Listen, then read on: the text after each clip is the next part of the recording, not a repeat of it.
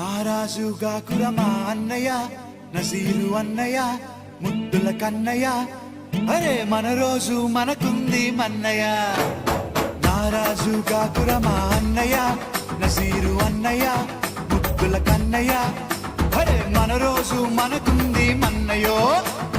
అనువుగాని చోట నువ్వది కూడన్న మాట అనవద్దునంట నన్న వేమన్న గారి మాట వినలేద నువ్వు బేట బంగారు పలుకు మాట హై నారాజుగా కురమా అన్నయ్య నజీరు అన్నయ్య